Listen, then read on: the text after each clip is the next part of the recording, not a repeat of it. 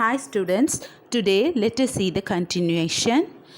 Today we are going to see about Wiedemann-Franz law. This is the only law which relates the thermal conductivity and the electrical conductivity of a material. Generally, in this the material are considered to have a freely moving electrons, many freely moving electrons in it. So, these free moving electrons are responsible for the electrical as well as the thermal conductivity. In metals, when temperature increases, what happens? The velocity of free electrons increases. Because of this increased velocity, what happens? The atoms in the lattice starts to vibrate. So, because of this vibration, there is a heat transfer that happens within each electron, and this also increases the collisions between the lattice ions. So this results in the drop in electrical conductivity. So let us consider this as a material, and it has many free electrons in it, all moving in a random direction, whichever direction they wish to move. And now I am giving certain amount of temperature, increase in temperature, which means a hot temperature.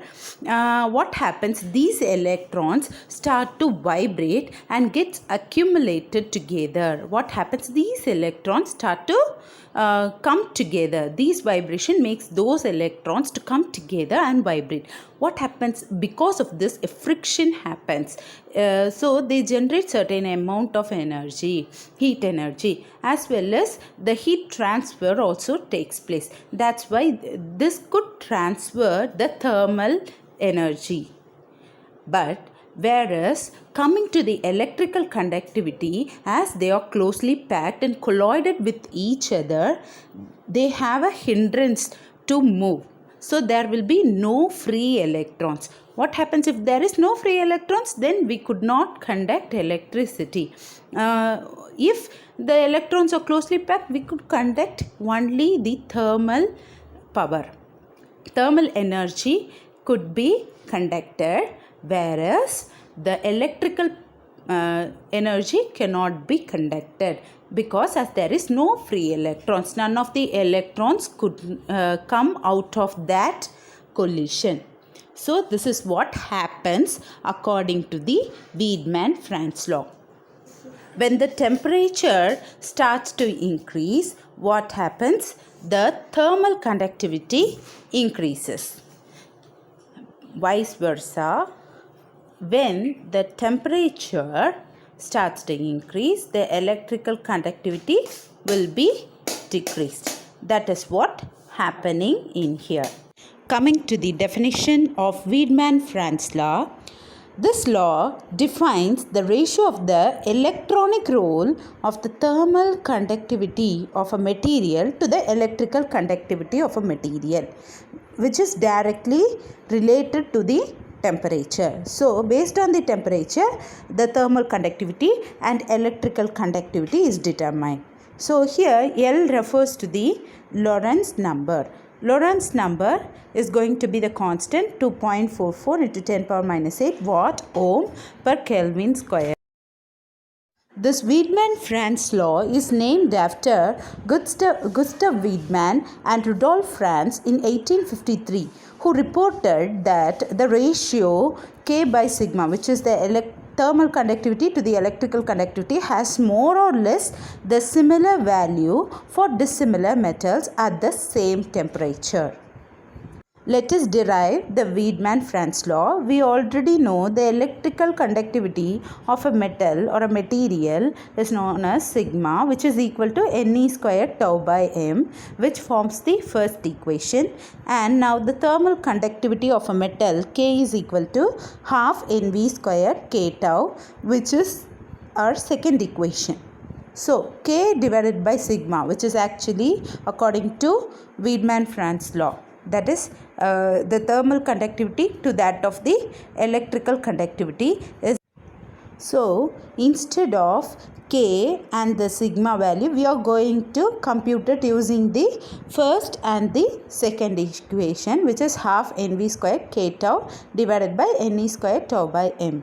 So on cancelling out n and tau, we get half Mv squared k divided by E squared, which forms the third equation. Already we know that the kinetic energy of an electron is half mv squared, which is given by 3 by 2 kT.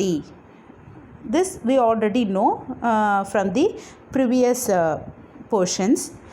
This forms the fourth equation.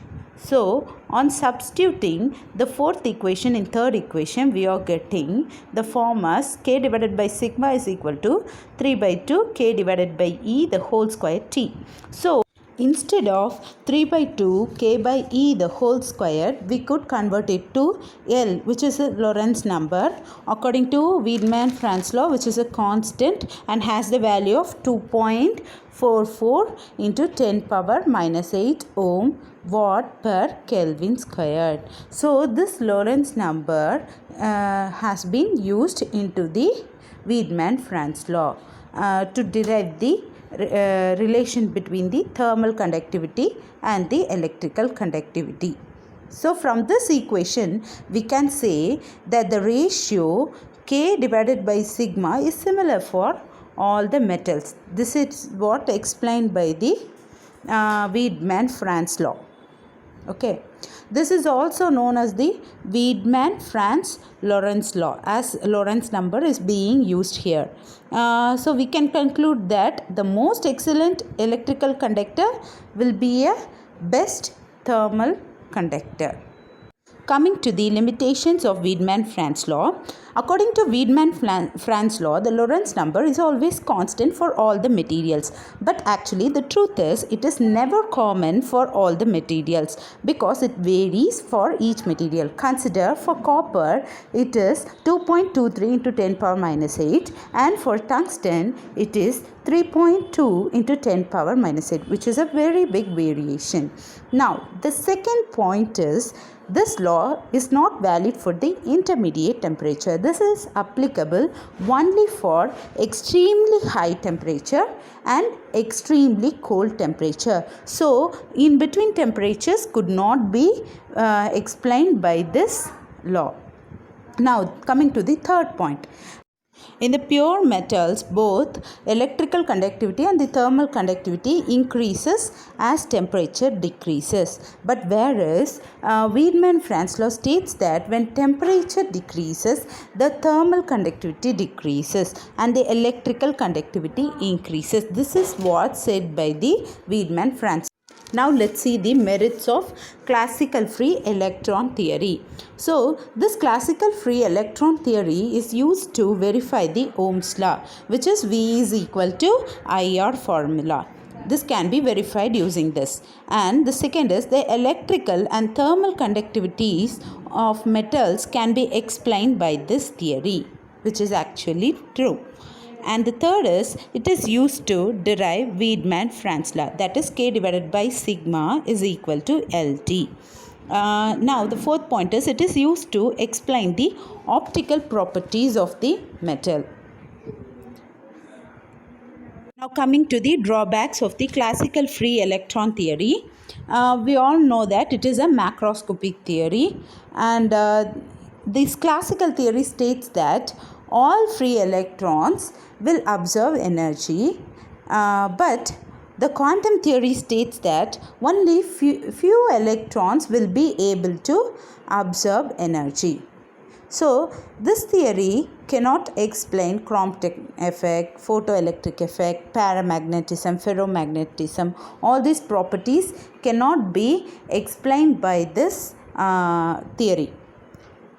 Now coming to the theoretical and experimental value of a specific heat. This is not matched with the electronic specific heat that is mentioned. Okay, now the Lorentz number like classical theory does not have good agreement with experimental value, and it is rectified by quantum theory because according to every theory Lorentz number varies for each material. And the main drawback of this theory is that the electrical conductivity of semiconductor and insulators cannot be explained by this theory. This is one of the main drawbacks of this theory. Thus, we have seen our classical free electron theory. Now, from the next video, we will be covering quantum theory.